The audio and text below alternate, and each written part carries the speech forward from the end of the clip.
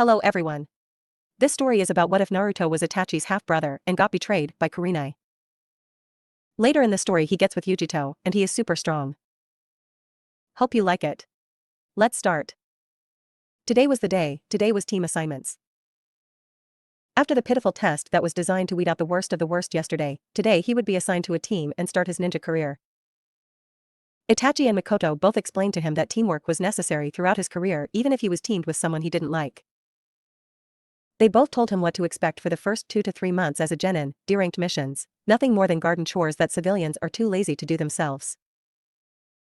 He had already deduced from his class that he would be on a team with his cousin and his fangirl, which could prove disastrous or could prove to be one of the best teams to ever come out of Konoha if trained properly.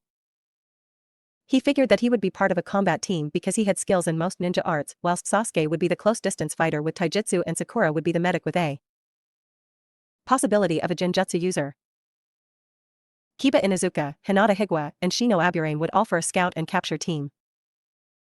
Each had a bloodline. The Aburame and Inuzuka limits may not be well known and may be considered clan jutsu, but they were Kekii Genkai all the same, and with all three of them combined they would make an ideal scouting team, with the option of capture and ambush.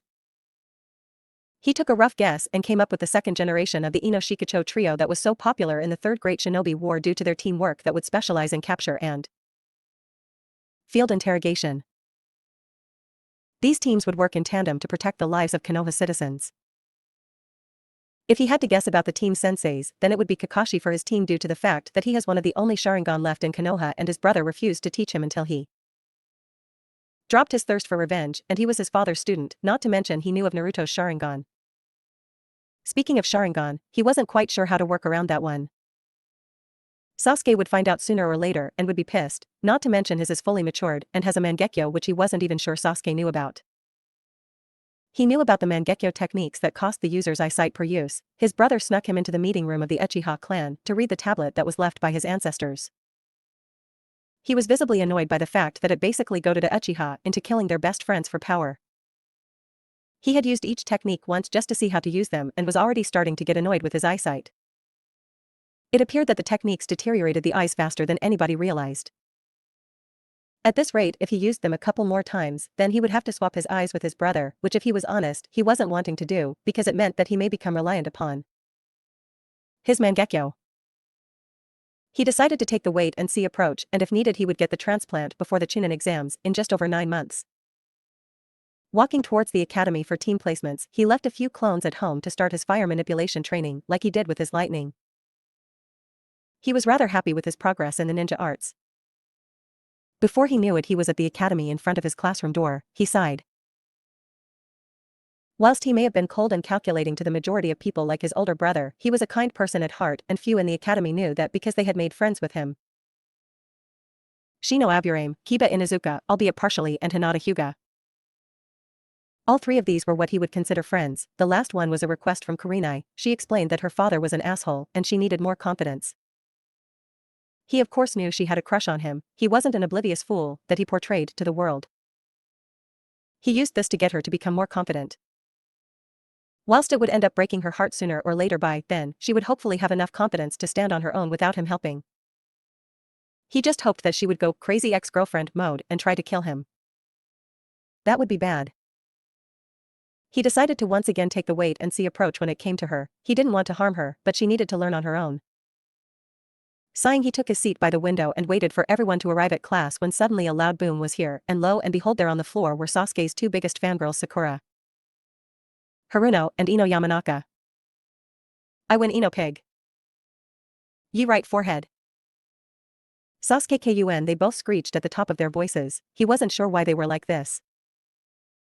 He was one of the last Sharingan users in Konoha. He would be required to take multiple lovers/wives/girlfriends in the future. Maybe they didn't know? Oh well, he may dislike his cousin, but he didn't hate him enough to force that hell upon him. He shivered just thinking about it. Poor bastard. 10 minutes later, and Iruka walked into the room, yet another person Naruto considered a friend. One of the few that didn't hate him for what he contained, or at least was professional enough to work around it for the sake of the other kids. He liked him for that, and he respected him for it as well. Alright class, settle down. Kids were still shouting about how awesome they were going to be as ninja, and he finally got tired with a developing tick mark above his head. He used his own personal jutsu, called Demon Head no Jutsu, to make the class quiet down. Now, before I read out the team selection sheets, may I say that I am proud to have taught each and every one of you. Even if some of you were a pain in the neck most of the time. Oddly enough, most people were looking at himself when Irika said this. I wasn't that bad, was I? Continuing on, teams 1 through 6 are still in rotation from last year. Team 7 is Naruto Uzumaki, Sasuke Uchiha, and Sakura Haruno. Sakura screamed about true love conquering all or something whilst Naruto was repeatedly banging his head on the desk whilst saying why me Gigi. Is this payback for teaching Konohamaru that jutsu? I said I'm sorry, as he cried anime tears of pain. Little did he know though that all the Jonin senseis were in the Hokage's office with the old man and his crystal ball that he uses to spy on his villagers to make sure they aren't doing anything bad. Kakashi smirked at Naruto's antics. Ugh, Hokage-sama, what jutsu is he talking about? Kurenai asked, actually concerned about his grandson. Oh, nothing that you need to know, Kurenai. You would most definitely kill him, and from what I understand he gets on quite well with you, am I right? So no need to tell you, he winked at her. Kakashi, you're going to have your hands full this year. If they pass. I'm feeling good about my team this year, Asuma. Back in the classroom, Naruto was finished banging his head repeatedly and getting his sympathy pats on the back from his friends when Irika carried on. Team 8 is Hinata Hyuga, Shino Aburame, and Kiba Inuzuka. Naruto sighed, that wouldn't be a bad team to work with. Team 9 is still in rotation from last year, and Team 10 is Ino Yamanaka, Shikamaru Nara, and Choji Akimichi. Wait here until your senseis come. With that he disappeared in a shunshin. In the office, the Jonin were getting ready to depart when Kakashi sat down on the chair and started reading his book. Kurenai smacked him on the head, you better not turn Naruto into a pervert, or so God help me. Isn't he a bit young for you, Kurenai? What? I mean, isn't he a bit young to be your boyfriend? She was spluttering whilst Asuma and Hiruzen watched on in amusement. Truth be told, she and Asuma had a few dates here and there, but it led nowhere and she was getting tired of it. She had agreed to have a date with Naruto when he was a chunin because he was kind and generous, but she liked the fact that he would go out of his way to help someone precious to him. He's not my boyfriend, said a red-faced Kurenai. Yet? She didn't even dignify that with a response and shunshin to the class to get her team whilst Kakashi and Asuma burst out laughing. She is going to kill me one day, isn't she? Yep.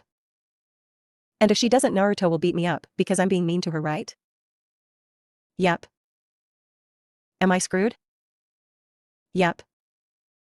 Oh well, I suppose it's time to get lost on the road to life. He disappeared in a standard leaf shunshin only to reappear 3 hours later in the classroom. Yo. You're late. The pink-haired thing known as Sakura shouted. I wasn't told what time to arrive at, so how could I be late? She just shut up at that. Meet me on the roof in 5 minutes. He shunshined to the roof and waited.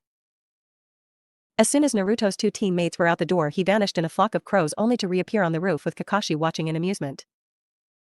So you know Itachi's crow shunshin? Naruto snorted, who do you think taught it to him? What do you mean? Asked Kakashi, generally surprised. He thought Itachi made it since he was rather famous for it. Who do you think taught him it? It is Jinjutsu with Shunshin no Jutsu. I taught him how to do them together. Before he could respond, Dumb and Dumber walked through the door to the roof. Okay, tell me about yourselves. What do you mean, sensei?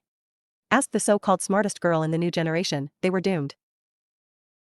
Kakashi just flipped a page in his book and looked up. How you say something? Sakura and Sasuke face faulted whilst Naruto was laughing up a storm inside. He always liked how Kakashi could rile up anyone by doing nothing. Tell me about yourself, name, likes, dislikes, and anything else you find important, like your dream. And since you asked, you can go first, Pinky. My name is Sakura Haruno. I like. My dreams are too. She said whilst looking at Sasuke the entire time. And your dislikes? Naruto Baka. Oh, how will I live with myself? I know how, because I don't give a shit. Sakura just glared at him whilst Kakashi just I smiled at him. Broody MC Brooder. Sasuke Uchiha, no likes, and I dislike everything. My dream, no my ambition is to kill Danzo for what he did to my clan and surpass my brother. Naruto and Kakashi just sighed expecting as much, but were quite surprised at the last bit, especially Naruto because his brother hadn't informed him of his brother's dream to beat him. Sakura in her normal fangirl way squealed like a pig. And lastly, the one that looks normal. Everyone turns to Naruto whilst he just looked bored and didn't respond. 2 minutes passed and still nothing, so they asked again and his simple response was, "Huh, did you say something?" Kakashi was crying anime tears at the fact that his sensei's son was embracing the cool and hip attitude whilst Sasuke and Sakura were fuming.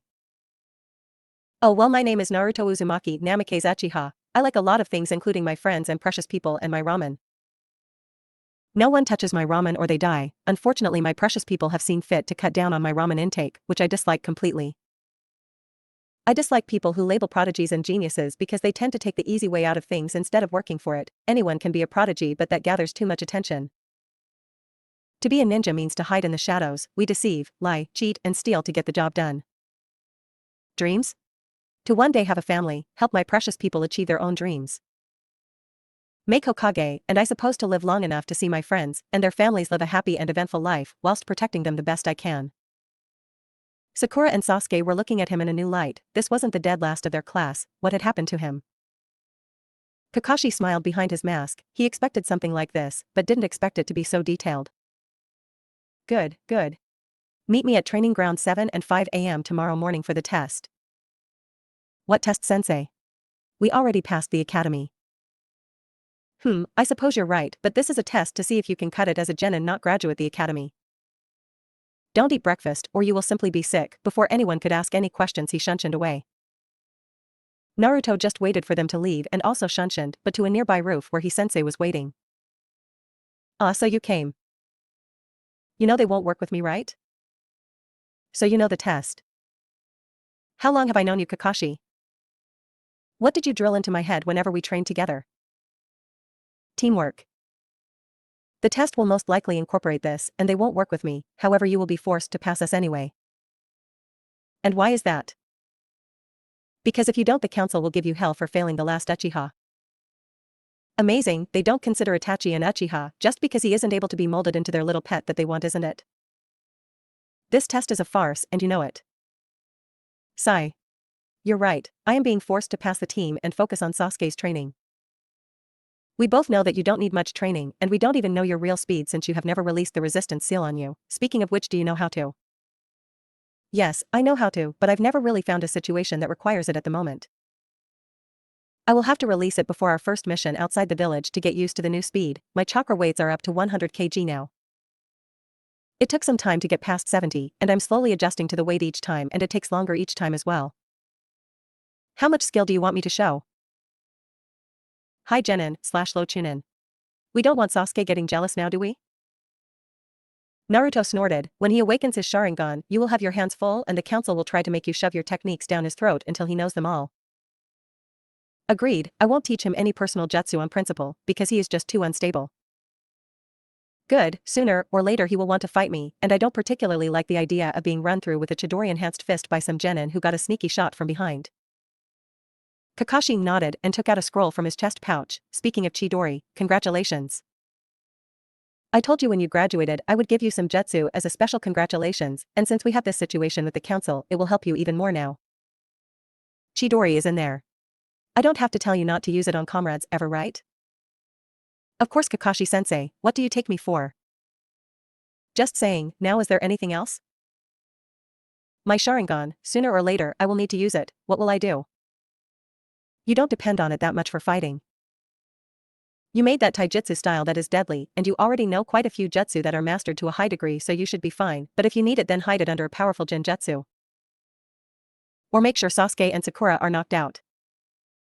When we eventually fight outside the village, feel free to use it to copy enemy jutsu, and even mine, since I can't teach you properly due to the council. Hi sensei, see you tomorrow. And with that Naruto disappeared with the crows. He could make anything with a shunshin, to be honest, since it was a genjutsu. He was just waiting to see an IWA nin to make it a flash of yellow, like his father, to just make them shit themselves. It would be hilarious. Arriving at home, he sees Makoto in the garden, doing one of her favorite pastimes nowadays, which is gardening, since she didn't leave the house that often. He smiled. She always seemed so happy these days since the massacre. It made him feel bad that she was so sad when she was in the Uchiha clan. He hoped that one of these days when he was powerful enough to protect her that she could come out and come clean to the village showing that she was still alive. He was waiting for that day. It wasn't fair that she had to change herself to hide. Walking up to her, he gave her a hug. "Kaa-san, I was placed on Sasuke's team with his most loyal fangirl and Kakashi." When she heard this she sighed. She knew just how much her son hated Sasuke, but he tried multiple times to make friends and steer him from revenge for her sake. It seemed like a lost course to be honest, but he didn't give up. "Do your best, Sochi. I know you can work past the fangirl and Sasuke to become a great ninja." "Thanks Kaa-san." Kakashi is being forced by the civilian council to pass the team because of Sasuke and is also being forced to focus on training Sasuke but has agreed not to teach him any personal techniques such as his Chidori and Raikiri, but he gave me a scroll with some techniques since he isn't allowed to train the demon brat and he said the Chidori is in there so I'm quite happy. She smiled. Kakashi was always a good person and even though he wasn't allowed to train him personally like he wanted because it would pay back his debt that he felt he owed to not only Obito but also his sensei, he still gave him some stuff to help train even if it was in secret. That old monkey probably knew he would do this so he assigned him for this reason and more. "I've agreed to only show high Genin/low Chunin skills until the Chunin exams and only use my Sharingan under a high-level Genjutsu or if Sasuke and his fangirl are knocked out." "Good, you look tired Sochi, why don't you go lay down whilst I make some dinner for us and Itachi." "Hi Kaa-san, arigato." That was another thing, since Itachi refused to train his cousin, Sasuke practically said he didn't want anything to do with Itachi. This actually hurt Itachi pretty badly and the civilian council seemed to forget that Itachi was heir and now clan head and not Sasuke. So at least 4 times a week Itachi would come over for dinner with his mother and brother. Sasuke lived in his own apartment that was paid for by Itachi with the clan funds. He may not act like his little brother that Itachi knew and loved, but he was still family. 6 p.m. rolled round quite fast because of his nap. He awoke to a lovely smell of curry that filled the house and made him practically drool. He walked towards the kitchen rubbing his eyes and found Itachi at the table and Mikoto at the stove. Itachi was the first to notice him and smiled at him. "Hello Nissan, Kaa-san. Something smells good." "That would be Kaa-san's cooking otudo." He smiled and sat at the table. "Did Kaa-san tell you about my team?" "Yes she did. I know you don't like Sasuke but please look out for him out on missions." "Of course, he may be a douche, but he is family even if he doesn't know it." Itachi smiled. "If you pass tomorrow, then I will let you finally sign your contract from your father and enter the library but no learning more than one thing at a time and no taking things out of the estate." He grinned and nodded furiously. He had been waiting to get into the library for 8 years now since he first saw it when he was 5. After dinner with his mother and brother it was getting pretty late and he wanted tomorrow to come earlier so he could leave a clone or two to explore the library in his stead looking for his father's legendary scrolls for the Hiraishin and Rasengan and went to bed ready for tomorrow. He was going to have a little fun with his sensei. Tomorrow came fast enough. He was pretty worn out recently from acting like the idiot. It was stressful to act stupid when you were quite smart, watching every word you say in case you say something that was above your supposed level. He woke up and went through the normal routine of 1 hour training, then shower and breakfast, not to mention speaking to his mother. His brother would always leave to sleep at the Uchiha compound and he hated it. It felt like his family was split apart and he traced the split back to the civilian council. He would need to fix this now that he was a ninja.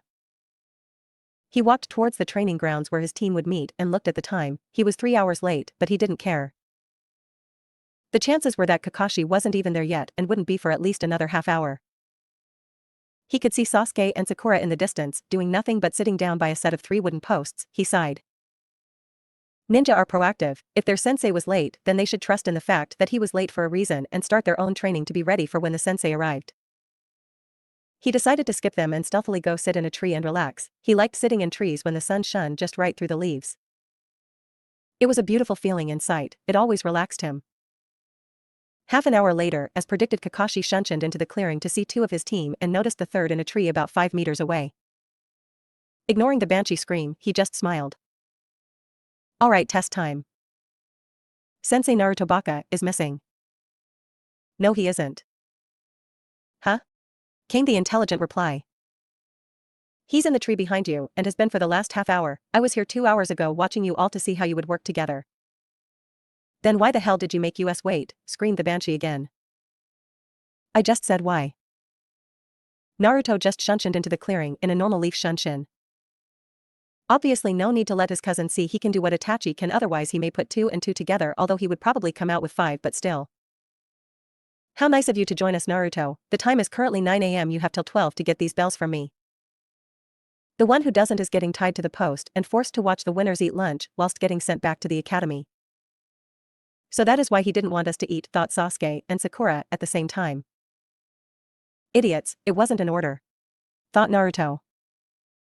I wonder if the new Ika is out yet, came the obvious thoughts of Kakashi. He took out a timer from inside a scroll and placed it on the log. Go.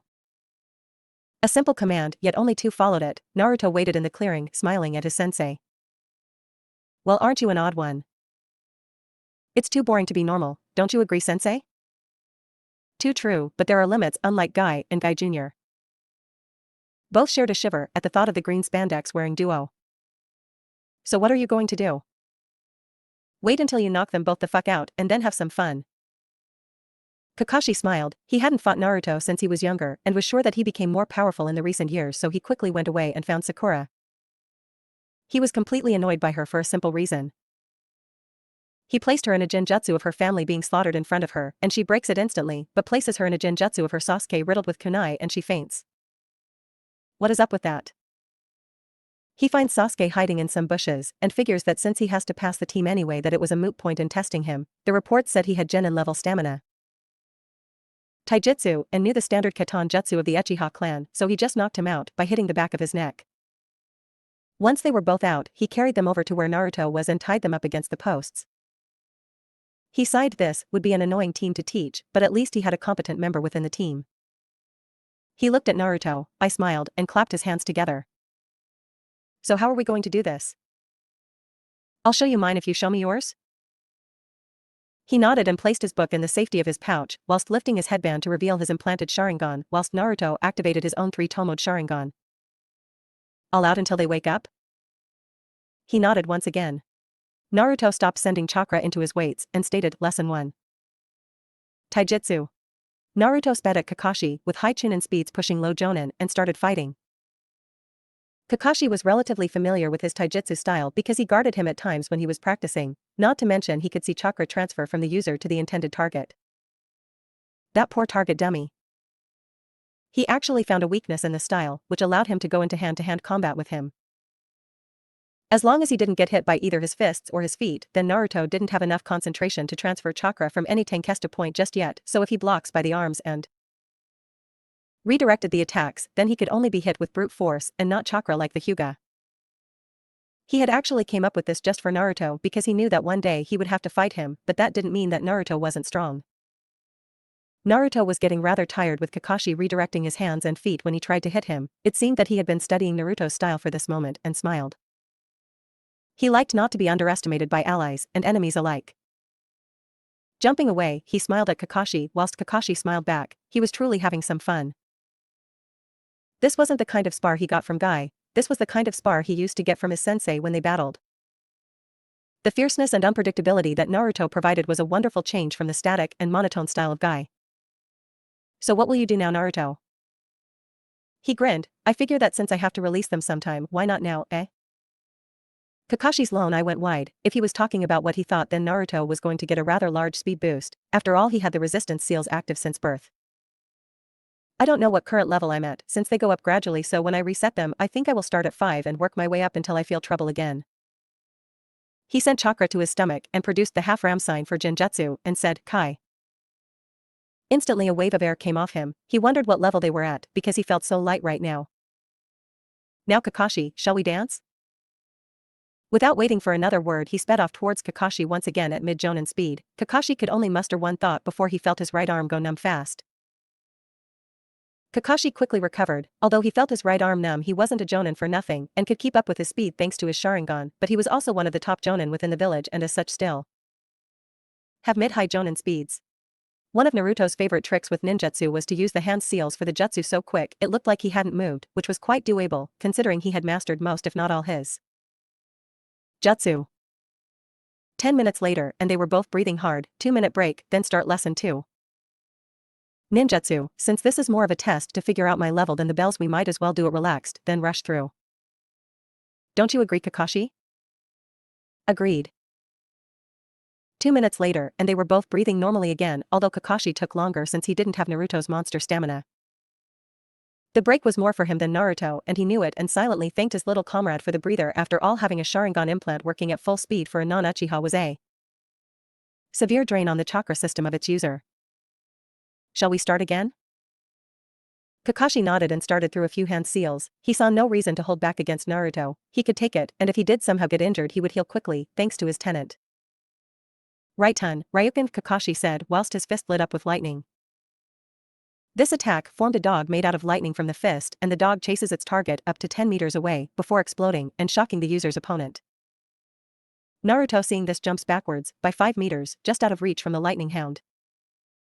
Oh, that's a nice technique, Kakashi. Want to see my first ever right-ton technique I made? You can use it if you have the chakra, but don't teach it to anyone and be careful not to use it around Broody so he can't steal it. Kakashi nodded. They shared jutsu sometimes, because they knew they could trust each other, so it was okay. Naruto smiled and started his own hand seals for his first ever right-ton jutsu, making sure to use the full chain of seals for Kakashi's Sharingan. Right-ton, Ryanzu Aroe, he shouted. This was his first ever technique he made when he was 10, just after he was starting to learn how to expel large amounts of right-ton chakra. A lion formed behind him, 6 meters tall and 15 feet long. It was incredibly detailed, but before Kakashi could get a decent look at the lion, it ran at him with high Chunin level speed. Quite fast for most jutsu. He didn't know how far the range of this jutsu was, so he started jumping back as it reached him 15 meters away, and then jumped again and again, before the lion dissipated with a large electrical current, shocking everything in its wake. Those poor bugs. Damn, that was good. Would take almost half my chakra to do that once though.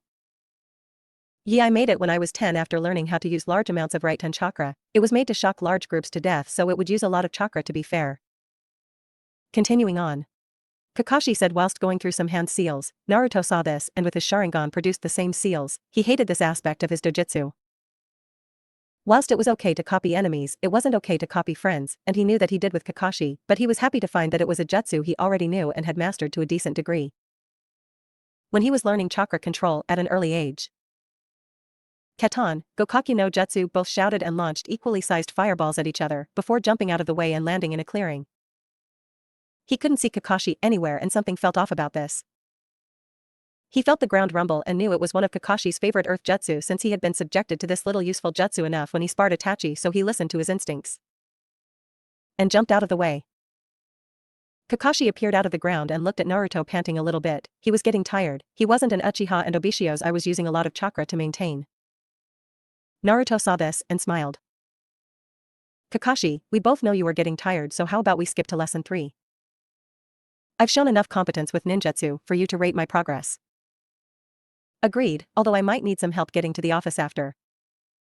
Okay, then lesson 3, Jinjutsu, Ninpu, Kimono no Shinenryu. Kakashi was instantly frozen. He remembered this Jinjutsu from a couple years ago, and whilst he hated to admit it, this Jinjutsu was probably one of the best anyone would ever make, but it could only be utilized properly by anyone with Kage level reserves or someone with Sannin level chakra control and high Jonin reserves. He cursed himself for falling into this Jinjutsu, and the worst thing was that even if he did break it by causing himself pain, it didn't matter because he would simply fall for it again since it was a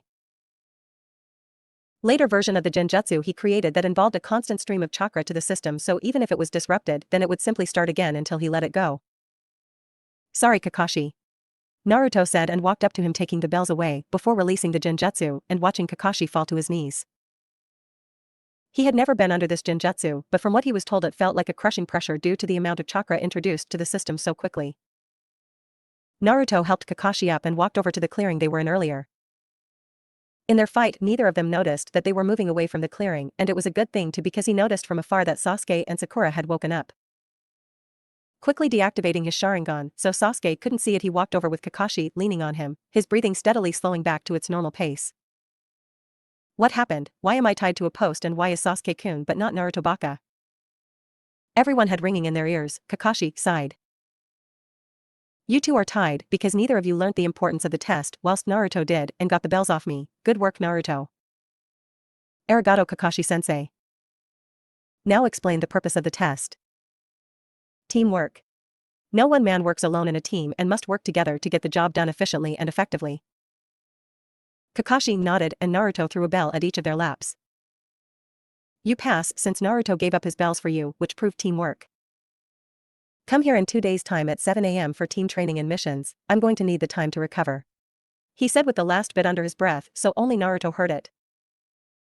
Naruto started to walk with Kakashi away, leaving his teammates to get untied themselves. Once out of the clearing, he shunched into the Hokage's office in a flock of crows. In the office were all Jonin sensei waiting for Kakashi as usual, but all of a sudden a flock of crows appeared and started to circle everyone before joining into one being. Naruto with an exhausted-looking Kakashi. Yo, sorry I'm late, I got beat up by my student. Everyone except Kurenai, the secret Umbu, and the Hokage that knew Naruto looked at him like he was crazy. Well, I'll just wait here since I will take him to the hospital afterwards. Naruto said. Kakashi and the Hokage both nodded in acceptance. Kurenai went first, teammate pass. Hinata Hyuga needs a major competence boost, but is skilled just too shy to actually inflict damage to an opponent. Most likely due to the fact that the main house practice on the branch and she doesn't like hurting them, so it's probably force of habit by now. Kiba is a goddamn pervert. He thinks that because he is a clan heir, that he is the alpha dog of the team when the other two are just as good if not better. He needs to calm down and get his hormones under control. I swear if I catch him looking at my ass once more, I will put him under a genjutsu. She said, and no one but her, the Hokage and Kakashi heard a small growl come from Naruto. She smiled at him. Although they weren't dating, she did like the fact that he was protective of her. Shino is most likely going to be the captain of the team. He is logical like all Aburame and quite skilled in his clan jutsu, although I will need to up his training for endurance, speed and taijutsu since his clan are mostly long-range fighters. The Hokage nodded at that. It was a decent team and fairly laid out, although Kiba worried him a little bit since something may happen on missions. Guess it's my turn, said a rather tall man in the standard Jonin uniform, but with a sachet around his waist with the kanji for fire on it. He had black spiky hair and a pointy black beard. He was Asuma Sarutobi, the son of the third Hokage. I have the next generation of the Ino Shikacho trio. They pass. Ino is a fangirl of monumental proportion. It's quite sad, but she worked together with Shikamaru and Choji, so she might have some hope, and she is quite proficient in the clan jutsu she knows. She will probably make quite the interrogator when she is older. Shikamaru is the brains of the team. I suspect that he almost qualified as dead last at the academy because he thought it would be too troublesome to pass at a higher ranking. He is a hidden genius in every sense of the word. I think he takes after his father in the thinking department. Choji is the muscle. His strength is easily higher than the rest of the team and his endurance is up there as well, but he needs to work on his speed and genjutsu since his clan is mostly nin taijutsu. Once again the Hokage nodded. He saw hope for Ino, and the second Ino Shikacho trio could prove to be extremely helpful assets in the years to come. He turned his head to Kakashi, who was still leaning on Naruto. This would be a headache from the looks of Kakashi. Team 7. Pass. He said with a nice smile. Everyone looked at him shocked. Even if he looked like shit and even if he had Naruto, they hadn't expected him to pass a team. Asuma was the most surprised since he didn't know about Naruto. Let's begin with Sakura Haruno. Who is their right mind let this girl be a kunoichi? Did she pass the academy by paying off the instructors or something? It was ridiculous. I found her quickly and placed her under a basic genjutsu, which her file says she should be able to break easily. It was her family being slaughtered in front of her, and she broke it quickly realizing it was a genjutsu, so I decided to take a different approach. I placed her in a genjutsu, and she saw Sasuke, who was riddled with kunai begging for help. She screamed and fainted. Everyone was thinking the same thing. She's going to die on her first C rank. The Hokage sighed and said, continue.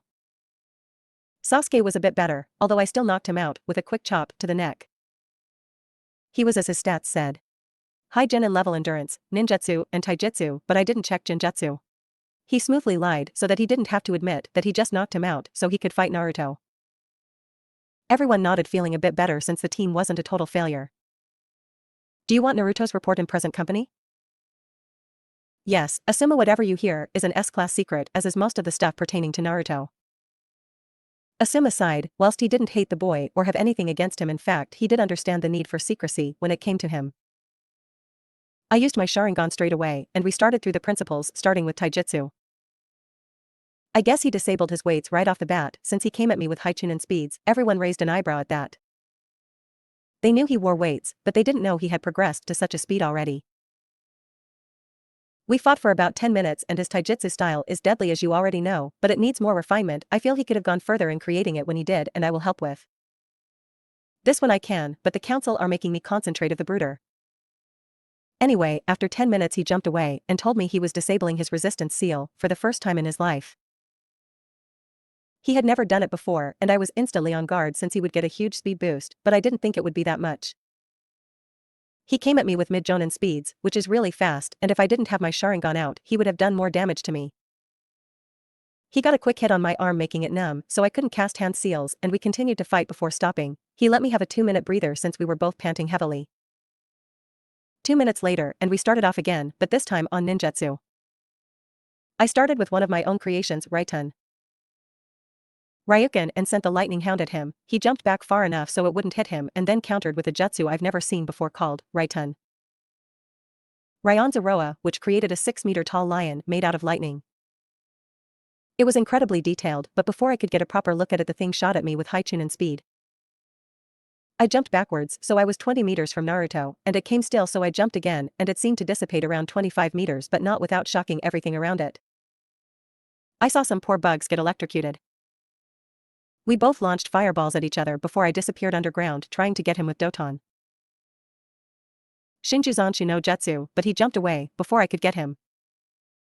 I came out of the ground panting because of the amount of chakra that was being used by my Sharingan, and Naruto suggested we move on to Genjutsu so I can come here and still be able to report without heavy chakra exhaustion.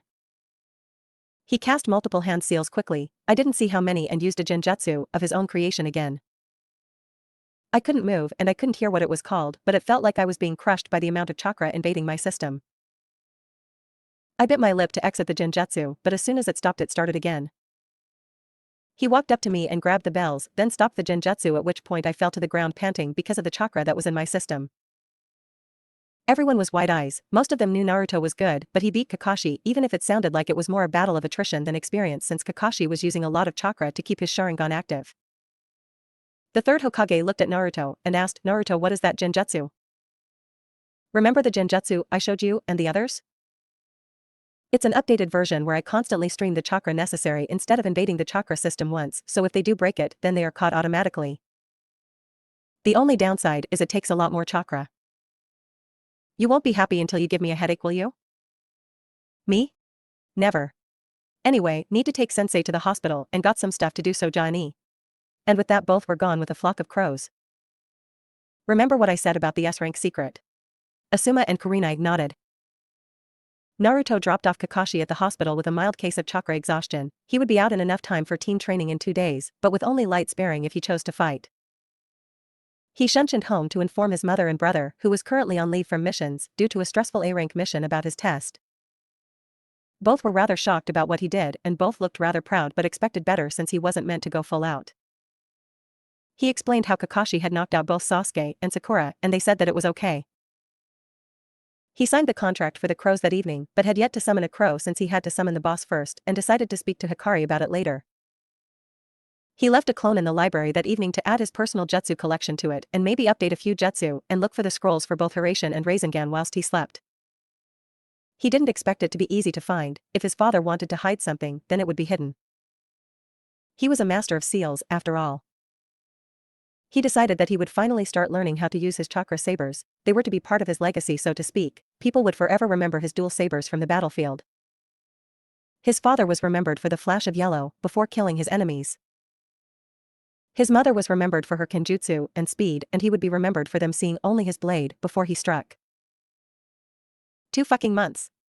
Naruto thought, 2 months since he had become a genin and started the chores that every fresh genin did that were known as D-ranked missions. The only thing that Kakashi had taught them was to work together as a team, and even then it was limited. Naruto felt that this team was made for short-term purposes rather than a long-term team such as Kurenai's or Asuma's team. He confided his thoughts in Kakashi only for them to be confirmed.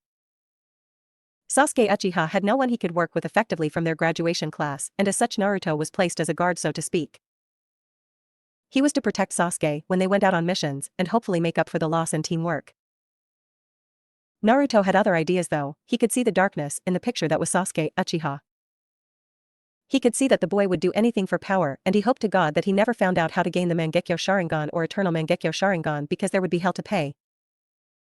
Mostly because he couldn't obtain the eternal version due to the fact that Itachi wasn't really his brother.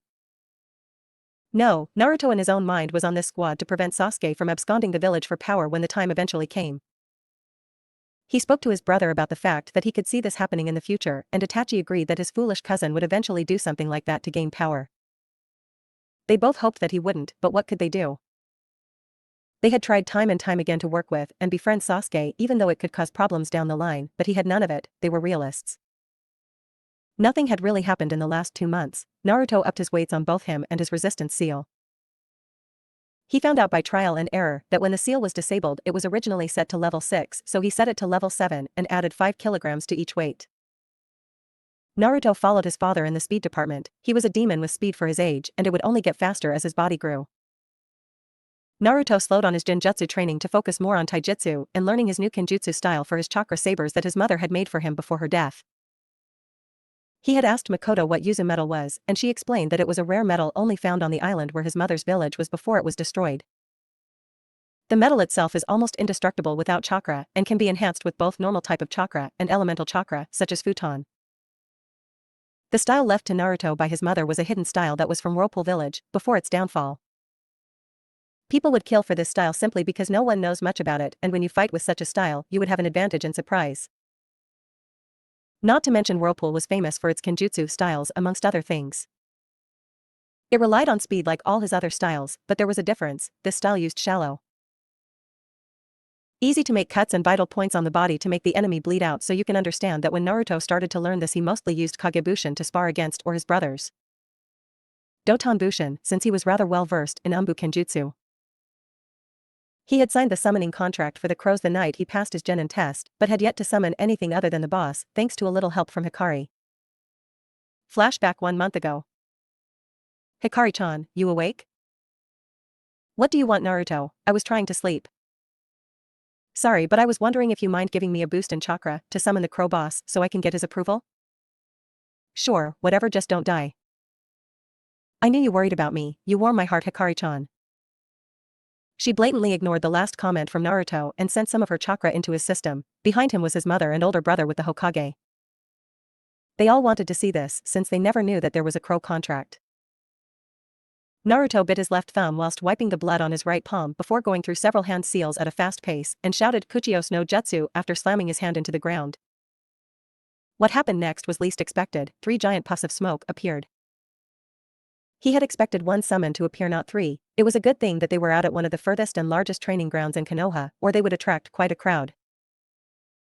All 3 puffs of smoke cleared to show 3 giant crows with Naruto on top of the middle one's head, which was slightly bigger than the other 2. Who dares to summon the crow triplets? Bertram, Bertramus, and Bertrand? Ugh, that would be me. I guess I put too much chakra into that. The crows looked up on the head of the biggest of them, Bertram, and on his head was a small human. Who are you, and how did you summon us? The crow summoning contract was left to me by my father in his will. I was to sign it when I made Genin, and since I did I signed it 2 weeks ago, but you 3 are the first crows I summoned. Us? Yep. You must have massive chakra to summon us. Thanks. Anyway, I would like to humbly ask to be allowed to summon the Crow clan since the contract was left to me. Also, my brother down below would like to sign it as well. Pass my test and I, the summon boss of the crows, Bertram, shall allow it. Cool, what test? Look into my eyes and let me see your life through yours. Naruto looked into the eyes of the crow and he felt like the crow was gazing into his very soul. He felt the crow shiver at the memories of his life. You could tell that he had passed the test before it had even begun if you knew Naruto. You pass. Naruto smiled a true smile. What did you do though? Simple, I looked into your very soul and saw the best and worst moments of your life and what you did or didn't do to deserve both. Have your brother sign the contract as per our agreement. If he is anything like you, then he will work well with us. A sudden puff of smoke beside Naruto, and there was a small crow that looked just old enough to fly. This is my daughter Corbin. She is quite young and just learned how to fly recently. She shall be your familiar and be the easiest to summon of the crows. He nodded and they all disappeared, leaving Naruto to fall to the ground screaming until he was caught by Itachi, who was laughing at the crow's sense of humor. End flashback. He got to know Corbin quite well since she was his familiar with the crows and found that she didn't like being cooped up at home with the rest of the crows and liked to explore. He explained to her that he would soon be going on missions outside the village and would take her if she wanted. She happily agreed. She grew in strength every day. Naruto had her fly around Konoha several times to increase her wing strength. She of course complained every step of the way, but upon consulting her father, he agreed that it was best for her to learn early because it would save her life one day. Naruto shown the crows his Shunshin variation and they were quite impressed to find he already knew one of the jutsu they taught their summoners. He asked what they meant and they explained that he accidentally recreated the variation of Shunshin that they teach their summoners. He was quite happy about that, soon after he found out that the crows were more trap, ambush and genjutsu-orientated summons. They had maybe 5 battle summons amongst the Crow clan and he had already summoned 3 of them. Needless to say that Naruto was happy being a crow summoner when they used genjutsu. Naruto asked Kakashi for a spar in kenjutsu every now and then just like his letters stated, Kakashi had a normal ninjato type of sword. Naruto found this strange. When asked where the white fang was, Kakashi replied saying it was broken when he lost his teammate in the Third Great Shinobi War and he found no reason to have it fixed. Naruto disagreed with this and stated that if he saw no reason to have it fixed, was it because he had nothing worth protecting? How could you protect something without a weapon to help? Kakashi went on to tell him about the incident and how he lost his right eye before his teammate allowed him to transplant a Sharingan eye into his eye socket from his deceased teammate.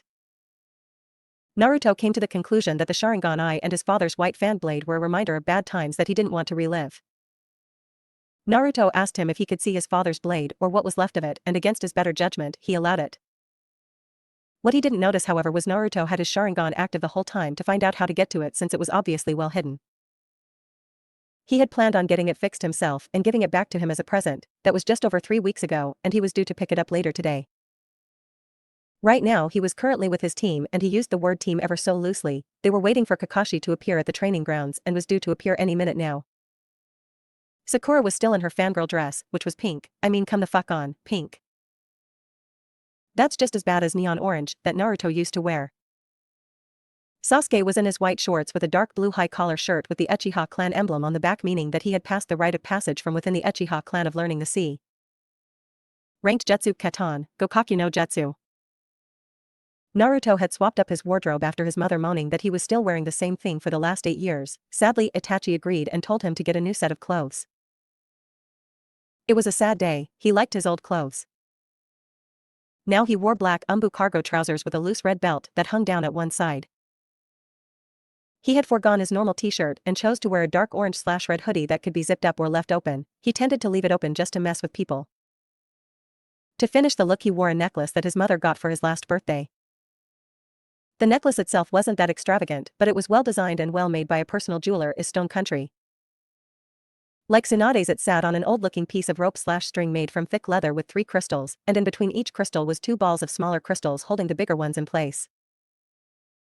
On the back of each crystal was an emblem of each clan he represented, Namikaze, Uzumaki, and Uchiha. He couldn't wear any but the Uzumaki out in public yet, so Makoto got him this so that he could still wear his clan emblems with pride. He wore his dual chakra sabers on different locations on his body. He had a triangle-shaped harness that allowed for ease of access when in battle. One saber was aligned horizontally ready to be drawn in reverse grip, whilst the second was aligned diagonally left ready to be drawn from the left side. Unfortunately for Naruto, this new look sort of got him quite a bit of attention from girls his age, and although he didn't mind the attention he didn't want it, and thank the gods he knew Shunshin. For difficult times. Fangirls, even he had them, apparently they were something every Uchiha male had to deal with, even the part Uchiha apparently. It would be 10 minutes later when Kakashi appeared in a puff of smoke and so began the shouting of Sakura and the lame excuse of Kakashi. Did she not learn? Kakashi would always be late. Mission time, let's go. Kakashi said tiredly. Truth be told, he was getting tired of listening to Sakura complain about D ranks and how Sasuke should automatically get better missions due to being the last Uchiha. It was times like this he thanked whatever merciful being that Naruto was placed on his squad. Arriving at the mission office in short time, they knocked at the door and walked in. Hello Team 7, here for a mission again? Hi Hokage-sama. Kakashi replied whilst trying to stop himself from crying due to D ranks even if he forced his genin to work for him. Let's see here. We have gardening, walking the Inuzuka dogs, delivering medical supplies to the hospital or catching. Gigi, don't say Tora. Naruto interrupted pleadingly. The third Hokage got an evil gleam in his eye. Catching Tora, it is then. He was about to hand over the mission scroll when he heard a loud girly scream and looked over to Sakura. Do you have something to say, Genin? Yes. How dare you give us such lousy missions? Sasuke-kun is the last Uchiha, he needs tougher missions to progress in skills and strengths. Everyone rubbed their ears from the banshee-like scream and the Hokage looked over to Kakashi with a raised eyebrow. Are they ready? Of course Kakashi knew what this meant. It wasn't are they ready as much as it was is Sasuke and Sakura ready? Hi Hokage-sama, I believe this mission will do them good. The Hokage smiled. He knew Naruto was taking great self-restraint and cursing every being of his body for repeatedly giving him the capture Tora missions, but before he could assign them a mission a hawk landed on the window with a scroll that had red tape. Red tape in the ninja world meant urgent. Quickly unraveling the scroll and reading his face went through several emotions, surprise, anger, and finally revenge. Naruto was confused. Well team, you have an B-ranked, maybe even A-ranked mission now. Hokage-sama, are you sure? Kakashi asked. Yes, Team 8 was sent to Nami no Kuni with a bridge builder named Tazuna. Unfortunately he lied about the mission and they encountered several missing nin. The demon brothers were both killed by the Genin team, but Kiba was hurt whilst Kurenai was forced to face Sabuza Mamamichi, more commonly known as the demon of the Bloody Mist Village. She survived barely by using a genjutsu to be able to strike him down, but before she could kill him a fake hunter nin landed and took his body. She has several cuts and gashes on her body and is currently suffering chakra exhaustion. Your mission is to back up Team 8 until the bridge is complete and if Gato arrives with bandits or something assassinate the midget. Do you accept? The third Hokage was currently looking at Naruto worrying about him. He knew how he felt about Kurenai and that could lead to trouble. Naruto was standing there with barely restrained fury. He was trying best not to release killing intent and it was working to a degree that only Jonin and up would feel the small amount he was releasing. His eyes hardened and they were morphing between his normal blue eyes and his red Sharingan showing his rage. It was a good thing he was behind everyone else. We accept Hokage-sama. Naruto stated in a serious voice. Meet at the gate in 1 hour. Naruto said before vanishing in a flock of crows surprising the genin in the room. He didn't care at the moment about showing off, all this meant was he was angry. Aren't I supposed to give the orders? Kakashi asked to no one in particularly. Leave him be Kakashi, you know what he is thinking right now, watch him. Hi Hokage-sama, you hear Naruto 1 hour front gate. With Naruto. Naruto arrived home with haste, Ka-san. He shouted. Mikoto was in the back garden and she heard her son shout, which meant he was rather angry. He never raised his voice unless someone annoyed him beyond his limits. She hurried through the house to the door to see her son with his Sharingan blazing. What's wrong? Team 8 was ambushed by Zabuza Mamamichi because the client lied about mission parameters. Kurenai is hurt and my team is going to back them up. Now she knew what was wrong. The woman he cared for was hurt and he could do nothing to help her at this moment in time. How are Itachi's eyes nowadays? She was caught off guard by the question. His eyesight is getting worse by the day due to the constant use of his Mangekyo. Why? When we get back we will do the transplant. I might need my Mangekyo in this mission, and if Zabuza dares hurt my friends I will make his life hell before he dies, he said with such venom. She nodded and left him to pack. 20 minutes later, he came down with 3 scrolls and a holder on his left leg, presumably full with equipment. He hugged his mother and said goodbye whilst telling her he will be careful before shining to the Hokage's office for a quick word. Hello again Naruto, what can I do for you today? When Itachi gets back, please take him off mission at the moment, we will need to do the transplant. So soon? Well, not for me. Itachi's eyes are getting worse because Umbu forces him to use them on tough missions to save his comrades. However, I will be using them this mission on purpose even if I don't need to for the single reason to kill Zabuza Mamamichi. He will learn not to mess with people who I cherish. The Hokage nodded in understanding. He and Kurenai became quite close in the past years, and although they weren't dating it was only a matter of time and everyone that knew them knew it.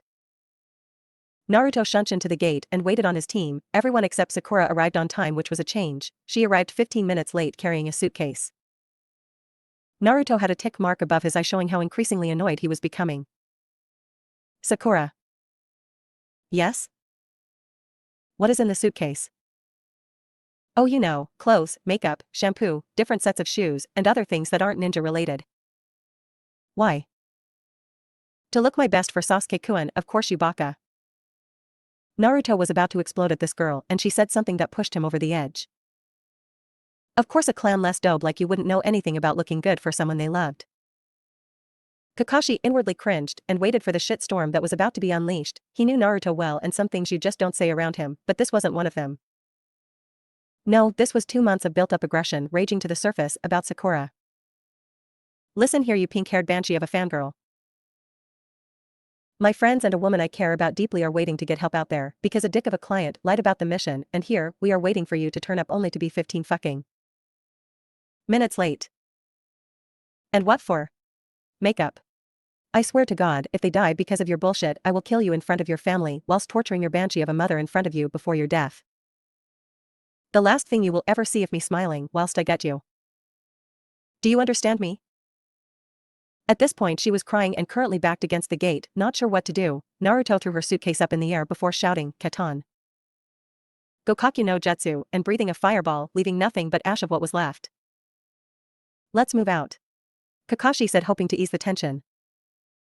They fell into line with Naruto after Kakashi, and Sasuke smirking all the way after Naruto with a scared Sakura crying about her stuff after Sasuke. It took about 4 hours for them to reach Wave, and it didn't do much to calm Naruto's rage. The town of Wave was a poverty-stricken place, with children begging on the street. It reminded Naruto of his idiot mask from when he was younger.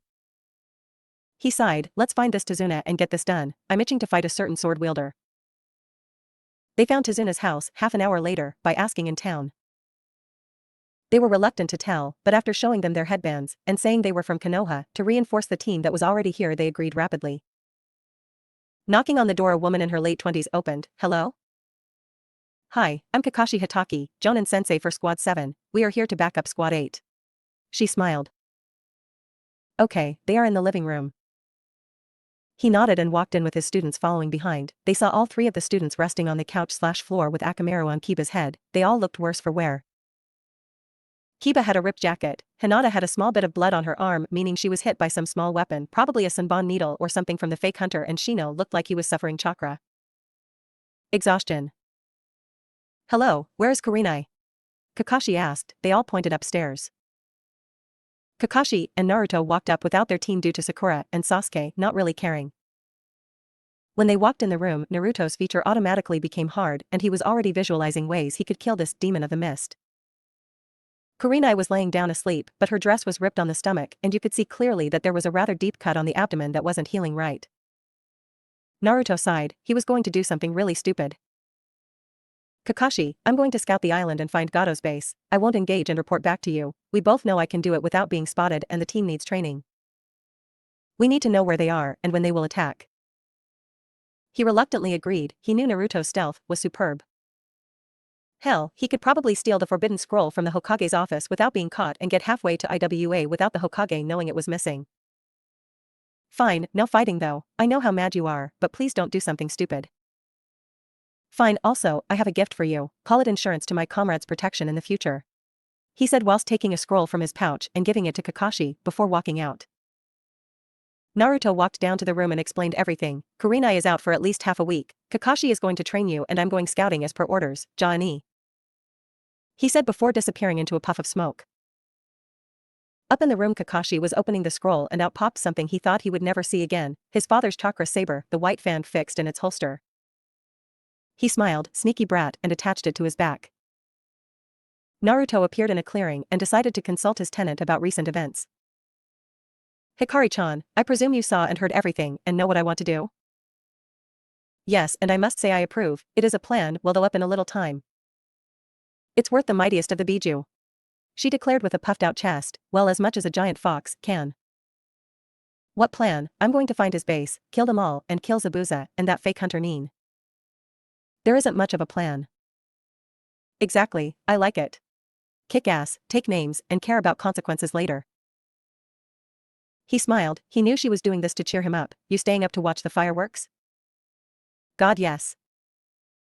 He smiled again whilst biting his thumb and going through hand seals. Kuchios no Jutsu, Kakasuhanta.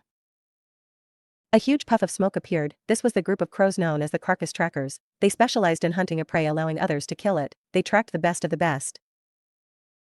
20 crows stood before him. Naruto-san, what do you need the Kakasuhanta for? Someone I hold very dear to me has been injured by a missing ninja named Zabuza Mamamichi. According to Kakashi-sensei, he is about 6 square feet, wears cow leather trousers with a tank top and medical bandages around his mouth and lower half of his face. He has a sword almost as big as he, and should be very adept in Suiton ninjutsu. I need to find him. The chances are he is near a big group of bandits since he is working for a local crime boss. Spread out and find him, then report back to me if you don't mind. We have never failed to find a target and we never will, we shall report back soon. The lead crow said whilst flying away. Naruto sighed before summoning Corbin. Corbin, we are currently outside the village and I'm on a mission. I would have summoned you earlier, but things have happened that have caused my attention to slip. Feel free to fly around and be careful. I don't want your father trying to eat me because you got hurt or something. She nodded, well, as much as a crow can nod, and flew off. She understood that whatever was going on was most likely nothing to do with her, and left him alone to his thoughts. Half-hour later, the leader of the crows arrived back to give his report. Apparently this Gato person was stupid enough to live in the daimyo's mansion and didn't even try to hide. There were about 300 thugs in Gato's main base. He could handle that no problem, especially since he hadn't restricted him using the Mangekyo, although after this he would need some serious rest and relaxation, not to mention his eyesight would be significantly worse than it currently is. He was okay with that as long as he got to help this country and kill Zabuza for what he had done to Kurenai. It would be another hour and a half before all crows came back and explained that they found Zabuza and his little hunter Nin in a small cottage outside of the town that Gato owns resting. The hunter was taking care of him because apparently being put into a false death state fucks with the body, who knew? It had been about 3 hours since he arrived in Wave and he wasn't tired at all due to his monster stamina from being a Jinchuriki, not to mention the fact that he had been resting in the same spot for the last 2.5 hours waiting for the crows to report. Thank you guys, you may go now, sorry for calling you guys if you were busy. No problem Naruto-san, it's our job and we enjoy it. He smiled as they dispelled. It was time for some payback. It would take half-hour to reach Zabuza's little hideaway and then he had to check for guards and eliminate them before he could proceed. He stopped and sent out 5 Kagebushin using his unique henge as birds and rats to scout around the building and inside it if need be. He was sure Gato wouldn't leave Zabuza unattended since he was paying for his services, and he was right, there were 3 guards. 1 on the roof and 2 at the door. The number seemed awfully low to him, but if he had to guess he would say that Gato didn't want to waste manpower on a missing Nin. Sending hand signals to the clones to eliminate the target quietly, they did so. The one on the roof got a kunai covered in right ton chakra to the skull, whilst the 2 at the door both had their necks snapped. Those weren't his first kills. No Itachi called a favor in with the Hokage when he was younger and had Naruto kill a prisoner that was due to be executed to get over the first kill issue, but that didn't mean he had to like it. He sighed. Before the night was out his hands were going to be covered in blood. Naruto covered his eyes in a powerful genjutsu whilst activating his Sharingan. One of them may get away. There was no need to have rumors spread about a Sharingan wielder with blonde hair. Dropping from the roof to the floor, he just stood there. They didn't even notice him. Zabuza, he said in nothing more than a whisper. Zabuza, he said a bit louder this time. Zabuza turned his head. Zabuza, he shouted. This defiantly got his attention. Who are you, Gaki, and where are you? I am Naruto Uzumaki. You hurt someone close to me, so I'm going to kill you, but not before extending the same pleasure to you, Zabuza. What do you mean? The woman you hurt to get to the bridge builder. Kurenai Yuhi. I care for her, and you hurt her. So you think you can just come in here and kill me, do you? He said, looking around hoping to find this mystery voice. Yes, he heard in nothing more than a whisper in his ear. He turned to see nothing there. He turned again to see a chair with his adoptive son tied to it. This hunter Nin is important to you, isn't he? I can see it on your face, Zabuza Mamamichi, demon of the mist. Not at all, Gaki, do what you want. I plan to. He said before stabbing Haku in the leg with a kunai, and oh, Zabuza shouted. I thought he wasn't important to you, Zabuza? I lied. Obviously. You are going to die today, Zabuza, but the question is, will your adoptive son die with you, or will he run from me and spread the word about me? Naruto said, dispelling the genjutsu he had on Zabuza to show he was alone in the room. I will not die today, brat. I will find you and kill you. Will you now? Come outside, let me see what kind of demon you are. Without a second thought, Zabuza ran outside with Hyde's sword on his back. Outside in the clearing was Haku tied and gagged to a tree with Naruto standing calmly, with both chakra sabers drawn blazing red. This is the real Haku, he was easy to defeat. Now before we start, I have a question, Zabuza. How does it feel to be a chick? What? He looked down and saw he had high C-cup breasts and his voice was slightly higher than normal. I hate genjutsu. You mad, bro? Dispelling the genjutsu, Naruto got into stance. This is the first time these sabers have been used outside training. Give me a good fight. Immediately, Zabuza went through hand signs, Kirigakure no Jutsu, a thick mist rolled in around the fighters, or so Zabuza thought. He didn't know that he was still in a genjutsu that reacted to his jutsu. A Sharingan genjutsu that Naruto came up with in his spare time. If he knew what the jutsu did and what its name was, then the user supplied the hand seals, thus making them think they are fighting for real when they aren't. Zabuza, I said a good fight, he said before blowing a stream of condensed wind at the fog, clearing it away from the field. They clashed blades, and Naruto had to admit, Zabuza was strong and had an advantage due to height. The clash of the kenjutsu blades was going on for about 5 minutes, and Naruto was starting to lose due to speed. He wasn't going to have that, so he dropped his weights down to 30 kg and left his resistance seals intact. Using the newfound speed boost from his weights, Naruto rushed Zabuza and nicked the back of his kneecaps, forcing him to the ground by cutting the tendons, and he held both his chakra sabers glowing red with his anger at his neck before looking at Haku. Watch him die and then feel the pain I felt when you tried to hurt someone precious to me. With that he slit his throat and Haku tried to scream but couldn't, and then it was all over. They were back standing where they began and Zabuza was panting and looking at a smirking Naruto. What the fuck was that? Genjutsu. So you aren't good in nin, tai, or kenjutsu? I take offense to that, of course I am moron, the skills I displayed in the genjutsu were relative to my skills. I tire of this fighting, you bore me, demon of the mist, allow me to show you a real demon. His eyes turned into his Mangekyo Sharingan under the genjutsu before locking eyes with Zabuza. Tsukuyami, he declared. Before Zabuza knew it, he was tied to a post with his arms stretched out and he couldn't move or break free. Welcome to my world, Zabuza Mamamichi, in this world I am God. I control everything. You will be here for 72 hours being tortured by a friend of mine. He looked behind him to see his tenant and friend, the nine-tailed demon fox, which attacked the Leaf Village. Hikari, knock yourself out, but make sure he's dead by the end. Oh Naruto, you know how to treat a girl. I try. The genjutsu broke and Zabuza screamed whilst Naruto dropped his genjutsu over his eyes to show his normal blue eyes, except his right eye was bleeding profusely. Zabuza fell to the floor in a coma due to pain overload. He looked at Haku. You will live, you will spread the word that Konoha is protected and no one messes with my friends, he said before walking over to Zabuza and taking his own sword to cut off his head, ending his life. Haku was crying at the sight, it was the second time his family was taken away. Naruto felt bad for him, he really did. Sealing Zabuza's head in a scroll, he walked over to Haku and stabbed his sword into the ground and placed a sealing scroll beside it. Haku looked confused. You saw that man as a father, did you not? He nodded. Then take his sword and head to Kiri and fight for the bloodline rebels. I don't need his sword, and from what I understand from the bingo book that I read, he only left Kiri because he tried to kill the Mizukage who started the bloodline purge. Naruto pulled down the gag and apologized for his loss before walking off and hearing Haku shout, aren't you going to untie me? He laughed and Haku was confused why until he reappeared. You won't be coming to seek me out, Haku, I will defend my precious person, and that is the reason yours died unfortunately because he injured mine, and as to freeing you.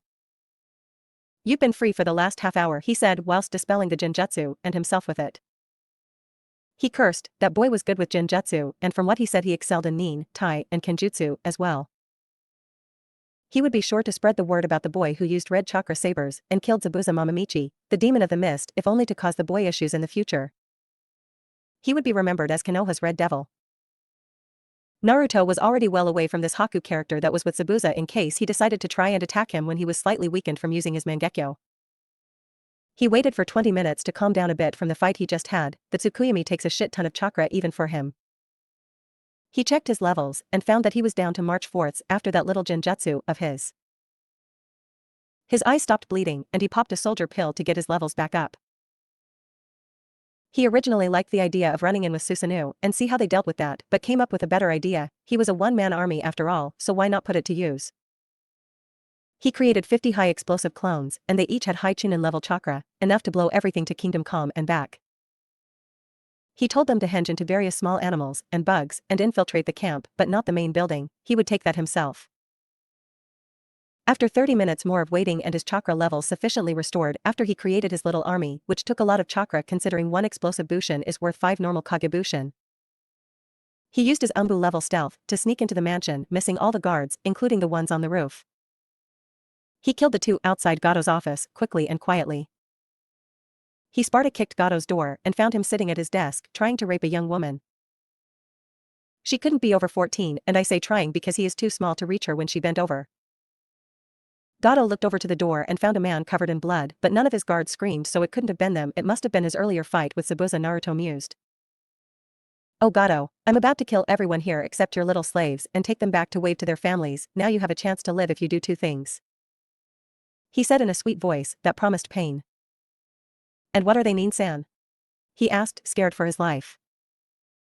1. You will sign over your company to Konoha, where it will be passed down to the respective kage at the time, and 2. I'm going to raid your vault for stuff because I can. Deal. He shouted rather quickly, already drawing up the paperwork. It seemed this worm knew when he was either beat or when to save his life. The woman that he was trying to rape hugged him closely, and he just told her to get dressed and wait outside. He explained that the guards were dead, so it was fine. After signing the paperwork, his eyes shifted again. Amaterasu, he said, as black flames consumed Gato's body.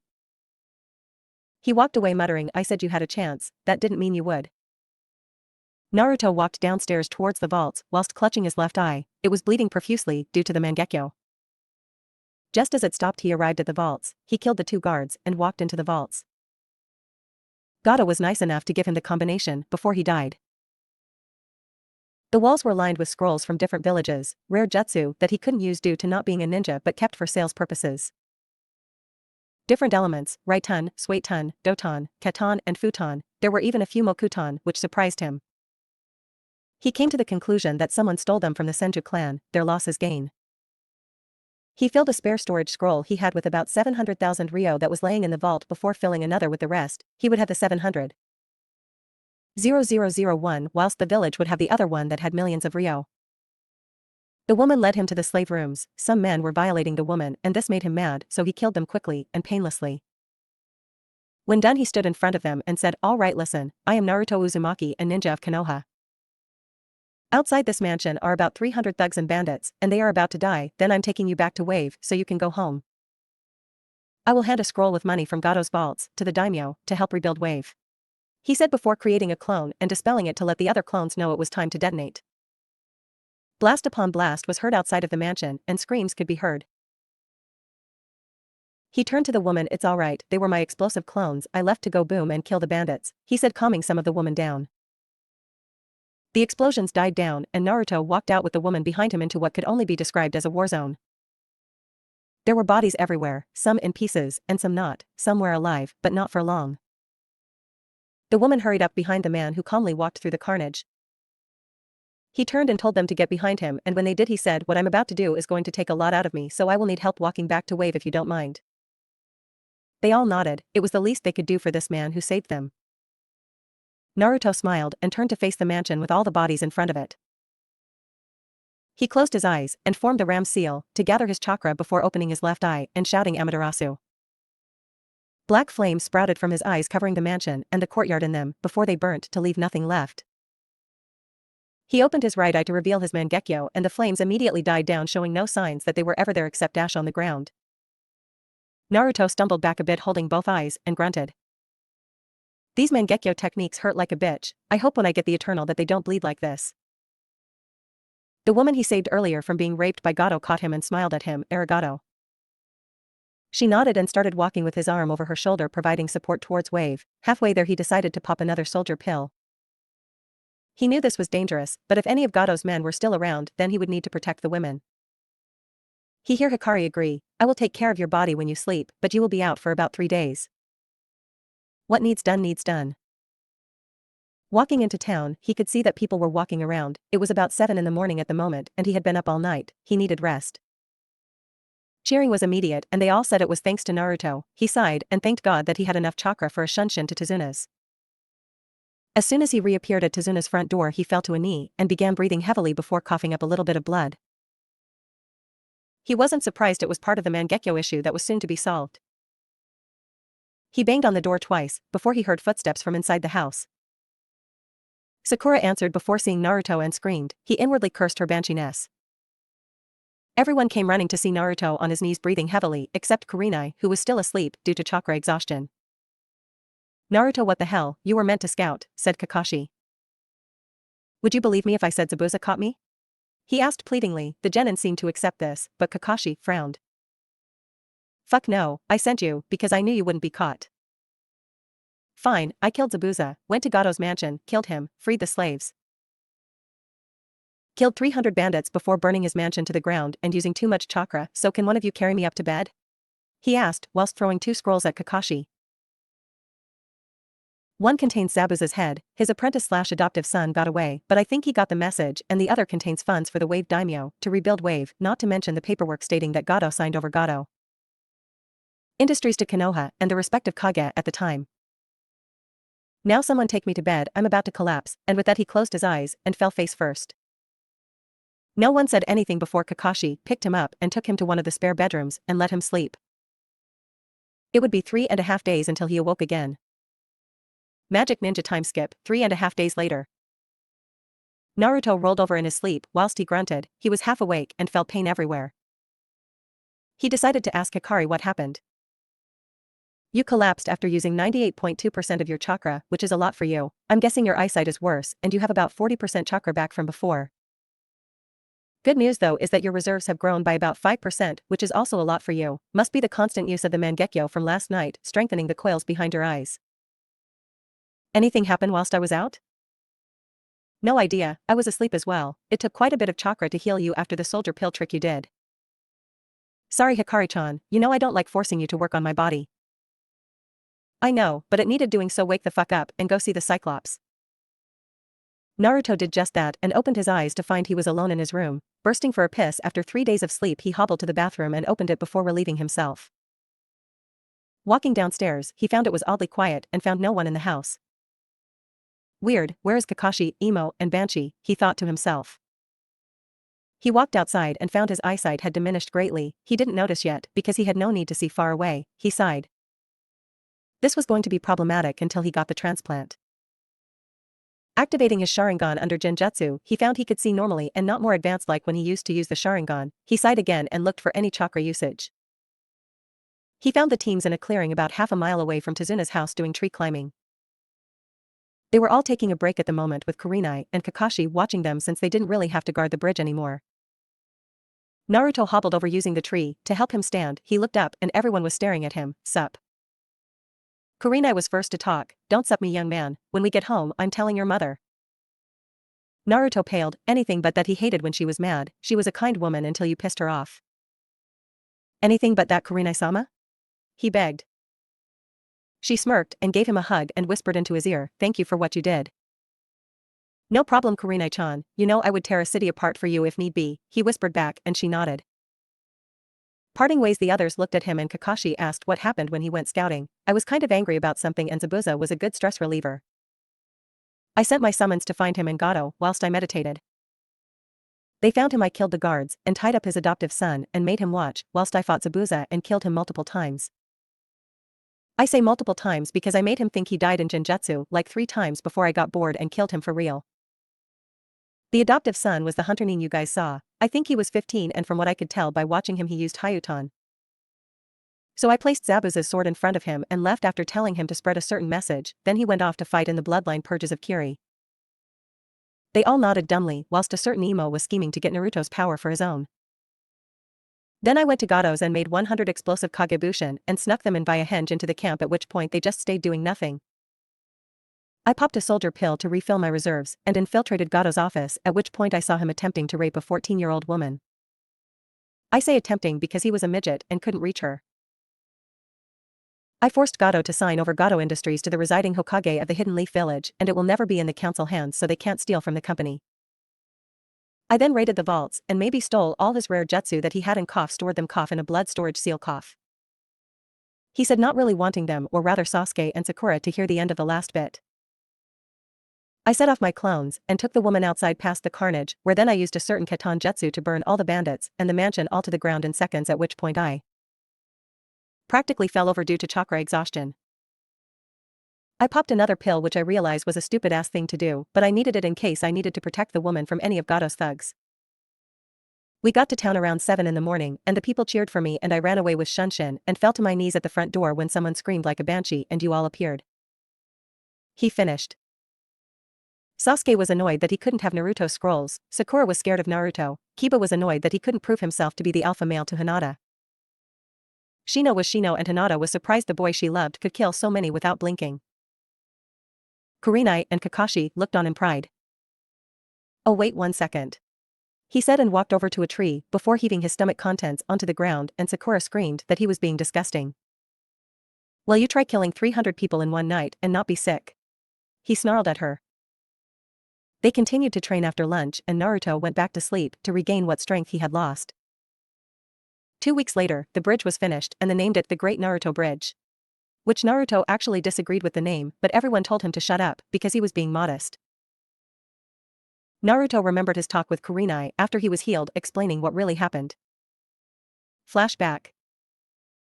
Kurenai was in the forest at night by a small lake watching the moon and Naruto was out walking for some air. He was still trying to get over what had happened and was slightly angry with himself for taking so many lives, but he remembered what his brother once said that their mother had told him after a similar mission where Itachi had to slaughter hundreds of bandits at a young age by himself. He said, kill 1, save 1,000, the bandits we kill are nothing but thieves and liars that do nothing to help those around them. They are selfish and deserve death for what they do to their prisoners. Naruto actually agreed. Walking into a clearing Naruto saw Kurenai and stared at her, the moon was shining just right that it illuminated her and made her look beautiful, he couldn't help it, he gasped. You can come out now Naruto. Naruto slowly walked out of the trees and sat beside her, she was still staring up at the moon. What are you doing out here by yourself Naruto? I was trying to clear my head, I killed so many people recently and I feel rather guilty even though they deserved it for what they did. Why did they deserve it? I saw you laying there Kurenai-chan, you were asleep with a big cut right across your stomach from Zabuza's sword. I was mad to begin with when we entered the Hokage's office only to be given this mission due to what had happened but when I saw you I snapped. I demanded from Kakashi to go scouting to which he agreed once I pointed out that I can get in and out without being seen and hunted Zabuza down. He was getting ready to attack the bridge builder in the morning and I was angry. I led him outside with a genjutsu to provoke him and shown him that I already caught his little hunter Nin. I immediately placed him in a genjutsu that I made which made the opponent think they are fighting when they aren't. I killed him in it and then he fell to the ground panting with the genjutsu at an end. I repeatedly beat him and shown him how weak he was and explained that if he hadn't hurt someone I consider precious then he might have lived. I got annoyed that he wasn't even sorry and used my Mangekyo on him. I had Kyuubi torture him for 72 hours in Tsukuyomi at which point he fell into a coma from pain overload and I chopped off his head with his own sword. I burnt Gato to a crisp with Amaterasu and then burnt his whole mansion and the bodies with it again. My eyesight is greatly diminished and will continue to do so until I get the transplant, but it was worth it. I would do anything as long as it meant the people I care for are safe. He finished whilst looking up at the moon. He turned to look at her and gazed into her crimson red eyes and she slowly leaned forward to give him a gentle kiss on the lips. It was a passionate kiss, not the hungry type of kiss, and it lasted for 30 seconds before she stopped. Arigato Naruto-kun. She said before she got up and walked away. He smiled, it was worth it as long as she was safe, as long as she didn't view him as a monster, for what he done, he could cope. Flashback end. They arrived at the village, signed in from the mission, and started to walk towards the Hokage's office, but noticed that people weren't glaring at Naruto as much. In fact, some were actually looking at him with looks of respect. He looked at Kakashi and asked quietly, does it look like less people are glaring than usual? He nodded, I wonder what happened.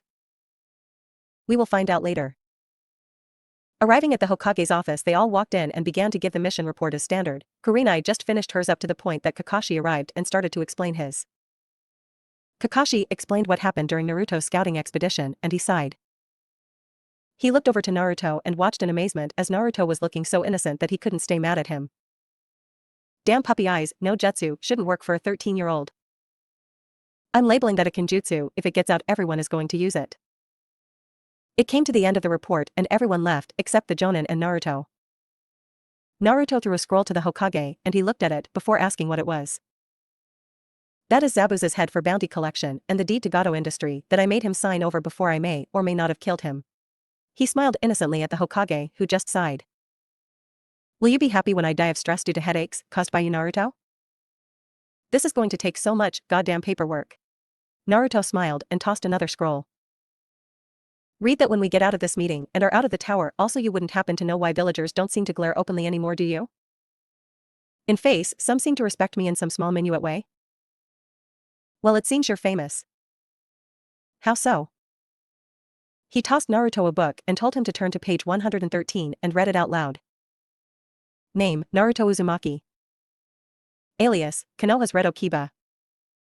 Rank, A. Village, Konoha. Description, blue eyes, blonde hair 5 feet 6, 3 whisker marks on each cheek, well built with black umbu cargo trousers, orange hoodie with no shirt and a necklace with crystals on it. Skills. Genjutsu, Sannin level. Taijutsu. Kenjutsu, low Jonin level red chakra sabers. Ninjutsu. Speed. Message, don't attack directly, don't attack loved ones, or he will hunt you to the end of the earth with no remorse for who dies including your family. Wanted by IWA, dead or alive 20 million Ryo. Kiri, dead or alive 25 million Ryo. Naruto smiles, look like Haku took my warning to heart, and walked away only to hear banging as he walked out of the room. Apparently the old man read his second scroll early. It was how to defeat paperwork. It's been 2 months since what was described as the massacre in Wave. News spread amongst the ninja world of a young blonde-haired boy who was capable of killing Zabuza Mamamichi with ease, and people began to get scared of the leaf. It looked like they had another Minato Namikaze rising up through the ranks quickly, except this time he was younger rather than older. Naruto himself wasn't happy about all the attention he was getting now. It meant that he had to try harder to keep his skills hidden, more so than he has ever had to. For the last 2 months, Naruto wanted to expand on his jutsu repertoire and spent his time that wasn't spent training his body in his father's library. He wrote ideas about jutsu that he wanted to make and or recreate. One such jutsu that he wanted to recreate was a widespread jutsu that Uchiha Madara was famous for, Keton. Goku Mikyaku, or Great Fire Annihilation. It was a personal jutsu that Madara created in the clan wars that was meant to take out hundreds of enemies with one attack. Due to chakra requirements, Naruto took a rough guess at saying he would be the only one ever to be able to use it in the hidden leaf for the next couple of centuries. The clones were making progress on jutsu creation or recreation, but it was taking its time and that was something Naruto didn't mind. However, he did set extra clones to recreate Madara's jutsu. He felt like something was going to happen to the leaf soon, and even if the people had wronged him worth a lifetime, he still had people he loved and trusted here. A week after the wave mission, Itachi came back, and the next day they had their eyes swapped under the careful supervision of Naruto's personal nurse that he trusted, and so did Sarutobi, but that didn't stop either of them reminding her it was part of an ongoing S-class secret. They were both in hospital for a day after, and then sent home to rest, with both sets of eyes bandaged to allow the muscles to heal and relax, before working. Itachi was quite proud of his brother for what he did in Wave and also quite scared of the fact that he may have trained him too well, and if he were to ever snap in the line of duty then only a select few would be able to stop him, and even then it would be difficult due to his prowess in genjutsu. Naruto went to learning his family jutsu in his library, and so far due to his clones he had learnt many different jutsu so far for his fire and lightning element. He felt that since everyone knew his genjutsu was totally awesome, thanks to the bingo book, then he should have a backup such as ninjutsu. He decided that his taijutsu was good so far, and still sent clones to practice the katas for muscle memory, so he didn't forget it, but he didn't practice it as much. He decided to grow his hair out for the hell of it. He was getting tired of having it short and thought about changing it. Imagine his shock that due to its natural spikiness and length it looks very similar to Uchiha Madara's hairstyle yet lacked the color. He decided to tie it in several knots going down his back to prevent it from looking like Madara's. After they got back from Wave, Naruto noticed much to his annoyance that Kurenai was acting differently. He felt he should just leave it be, but his training kicked in from Itachi and his mother about reading faces to help in battle. She was feeling guilty about something, and Naruto found it rather sad how easy she was to read. She was a jonin after all and shouldn't be easy. Naruto wondered what was wrong with her, but instead of asking her straight away, he decided to ask Itachi or Makoto if either knew what was wrong. Neither knew obviously, and he felt like a moron for asking them, so he decided to ask Old Man Hokage. The Hokage had initially been happy to see the blonde in his office. After all, even though he changed dramatically, he was still his surrogate grandson who he loved dearly, but that soon changed with the topic of conversation. Flashback. Yo, old man. Hello Naruto, how are you today? Rather annoyed, I feel like Kurenai is hiding something from me. She looks like she feels regret and guilt about it, but I am not sure if I should ask or not. The Hokage was beginning to sweat now, and was cursing Itachi for teaching Naruto how to read emotions on faces, but what he didn't know is that Naruto witnessed the slight flinch in his posture and twitch of the lips into a frown before disappearing. It's official, someone is hiding stuff from me again, and I don't like it.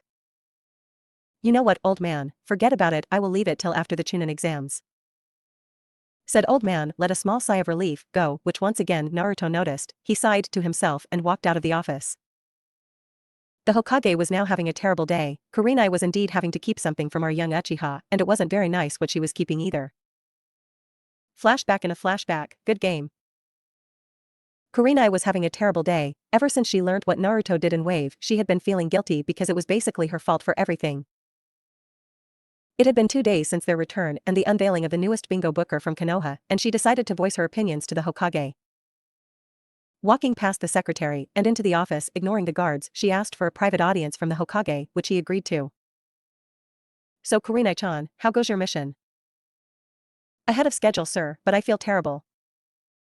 How so? Did you not read the report from Wave? He slaughtered over 300 men just because someone hurt me, and all for my mission. The Hokage sighed. Someone on the council found out about her mission to train the demon brat. And the civilian council thought that in their infinite wisdom that he should be controlled, which was seconded by his advisors, including Danzo. Not to mention that I and Asuma are very close now, because he finally admitted he wanted a proper long-term relationship unlike before, but can't due to this mission. I know you two are close, but keep with the mission, and when the time comes let him down gently, so he does trust again, because I don't need to tell you what will happen if his heart breaks. He will never trust anyone but family again. She sighed before nodding and leaving the age-old Hokage to his paperwork. End flashback. Stupid civilian council and stupid power grab schemes. End flashback. 2 months had passed after they returned. He was called for a team meeting with his team at Training Ground 7 at the usual time, which for Naruto and Kakashi was 12 and the other two was 9 in the morning. He wondered what this meeting was about. They never had meetings anymore since the first one was such a pain in the ass to listen to the banshee screech. He soon got his answer when he took his time to notice all the foreign ninja around the village. The Chunin exams were on and hosted here this year. He grinned, finally a chance to not only get off his cousin's team but also get his date with Kurenai. This was going to be magnificent. He arrived at the training grounds to find his normal teammates just sitting down and waiting. Kakashi arrived not 5 minutes later and handed out the forms for participation. He had already promised the old man that he wouldn't show off his Sharingan in the finals, or the Chunin exams for that matter. Who said he needed it? He was proficient in most areas without the Sharingan and could handle himself quite well. Naruto immediately signed it and handed it back to Kakashi to hand to the Hokage with a smile on his face. He went home to prepare and inform his mother and brother, but not before Kakashi told him to be at the academy for 9 tomorrow in room 301. The next morning he went to the academy as told, only to meet Sasuke getting his ass handed to him by some guy in a green jumpsuit and giant eyebrows. He couldn't stop laughing for 5 minutes. He met up with his team and went to the exam room where Sasuke was jumped by his hordes of fangirls. He looked to Naruto for help but his mind was elsewhere. He was staring at the Ichibi container from Suna. He was confused. Why send a container to another village to attend the exams, especially when said container is unstable? He remembered how he had to save Konohamaru from the Suna genin yesterday and how the man with the makeup was going to hurt someone he considered a little brother. He was furious at the time and placed them both under a genjutsu where they were met by their worst nightmares. The Ichibi came out when the screaming had stopped and both his siblings were on the floor unconscious. He would have just thought he was another batshit insane genin if it wasn't for Hikari within him telling him that the genin was batshit insane because the demon was even more crazy. He felt sorry for his Jinchuriki brother but ignored it since he had his own problems to deal with. A tall man with a bandana and trench coat appeared in the room. Naruto knew this was the head interrogator at the TNI department, Ibiki. He had quite the reputation as the sadist and Naruto knew it was true. This was one of the few people that knew about Naruto's true skill. Well, he didn't know his true skill, but he knew that he was smarter and stronger than most genin. Naruto knew his game as soon as he turned up. This would be a written test where he would freak out the genin and make them doubt themselves, leading them to quit the exams. Brutal, yet efficient, he mused. And like he said, it was exactly that, but with a twist thrown in at the end which he didn't see coming. He sent a nod towards Ibiki, saying he understood and appreciated the effort he was putting in trying to get the other teams to quit. Before long, just over half the teams remained, and he said those two words that sent a feeling of relief over most genin. You pass. He started to explain what the test was actually for, since no one understood. Before he could explain much though, there was a banner that came through the window in a ball-like shape that then spread out to say, the sexy and single proctor Anko Madarashi. Naruto sighed. This was Anko, second in command at the TNI department and another person who knew Naruto faked his strength. If he knew Anko, then she would try to make him fail just for the fun of it, sadistic bitch. Alright brats, get to training ground 44 for the survival test. If you aren't there in half hour then you fail. She jumped back out the window and somehow the band went with her. Weird. A lone genin stood up and looked around. Does anyone know where training ground 44 is? No one answered. He sighed and grabbed his teammates before shining them to the ground. Listening to the banshee bitch about not being able to find the field would be annoying as hell otherwise. Anko explained the rules to them since they were first to arrive and told them to wait. Naruto created 100 clones and had them henge into flies. When the genin arrived, he assigned one clone to each squad, including the leaf zone for protection. Well, protection for the leaf and destruction for the rest. The clones would wait and unhenge whilst in the forest. They would take the team by surprise, knocking them out and taking their scrolls. He had a feeling this wouldn't work with the sand team, but did it anyway. Anko once again went over the rules, but this time scared a few genin via kunai before screaming for them to go. Naruto smirked and took off into the forest, but not before getting the faintest whiff of snake in his nostrils. He frowned at this. He never liked snakes. Naruto, thinking 2 steps ahead as per usual, deduced that the only other person with the smell of snakes should be Orochimaru, and since it didn't smell of dango as well, then he had a pedophile after him, which made him annoyed. He knocked both his teammates out and replaced them with a sturdy shadow clone that had higher chakra levels to handle blows, before assigning clones to run to the tower with his actual team.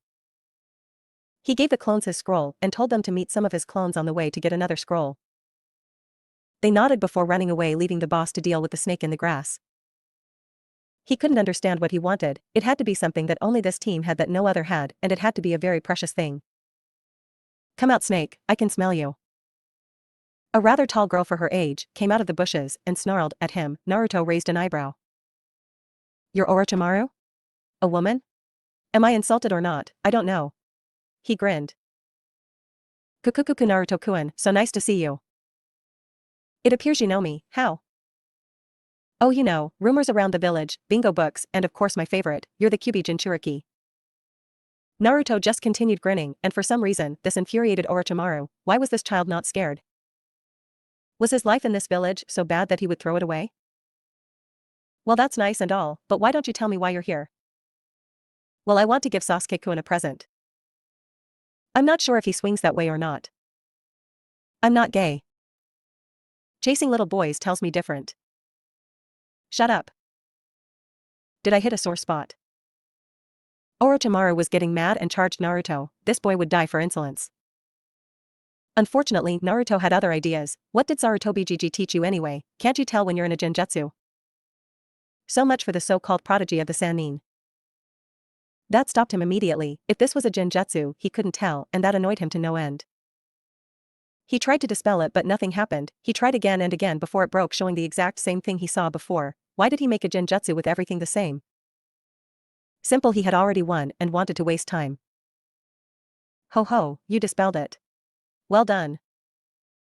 Quiet boy, before I make you one of my experiments. Yeet, that's not going to happen. You're still in a genjutsu that I placed on you. It was double layered, and the second layer was a genjutsu that slowed time down for the user inside the genjutsu, so what has been 5 minutes in here has been well over an hour out there, and my team is already at the tower. I figured it was Sasuke you wanted for his eyes or something, so I took precautions. The 2 teammates I was with earlier were henged bunchins. I win, you pedophile. He said before dispelling the genjutsu completely and finding that he was in some serious pain. Apparently the brat took the time to give some much-deserved revenge for his victims and beat the shit out of him with his fists without him knowing. He let loose an angry roar into the sky, showing how mad he was. Naruto was at the tower in his bedroom by the window listening to the roar that filled the forest. He smiled and decided to go see the Hokage about this. Walking to the temporary command post in the tower, he met with the Hokage, Ibiki, and Anko. The Hokage put up a barrier around them to keep all quiet. All right. Orochimaru is in the forest. They all blinked at him before what?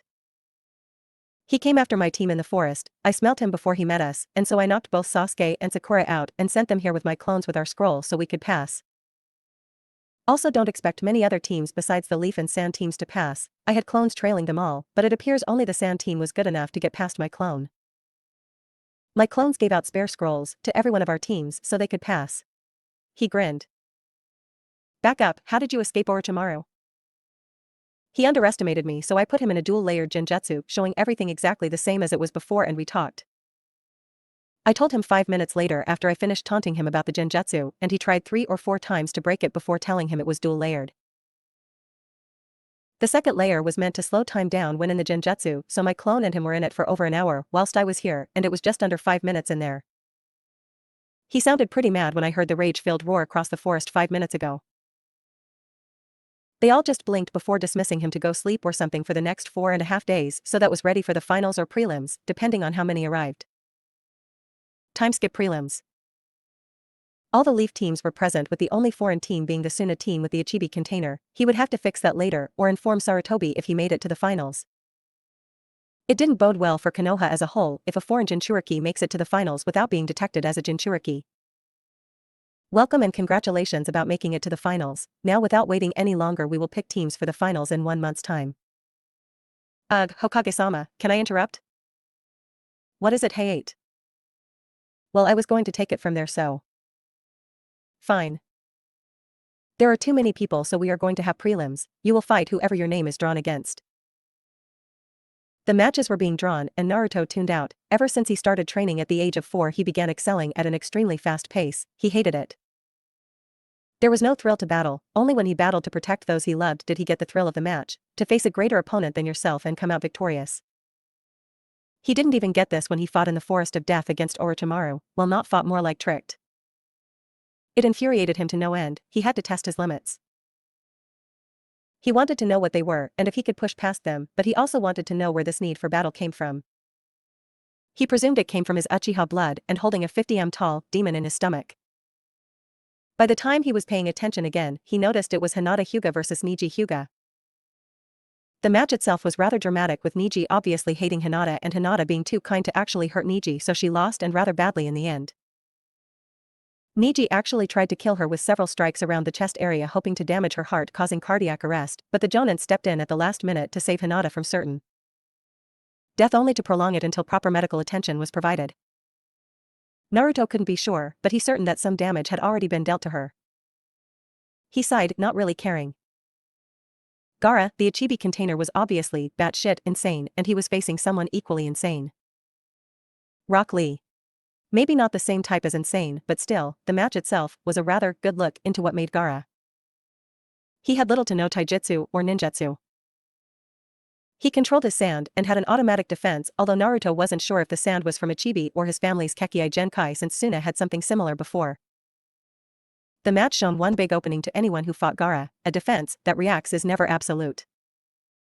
If you get enough speed, then it can't react in time, allowing you to hit the opponent. This was all well and good in theory, but apparently Gaara was a sore loser and had a second layer of sand on his skin to provide extra cover. With it cracked, he was mad.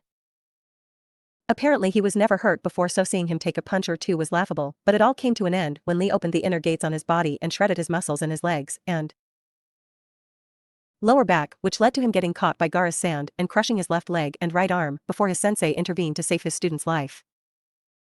Tenten faced the Ichibi sister. Her name was Temari and she was a wind user, whereas Tenten was a weapons user, both melee and throwable, meaning she was totally outclassed when it came to fighting because Temari used her fan to simply swat away the weapons like bugs. In the end, Tenten lost, and painfully, by landing on her iron fan after being tossed in the air.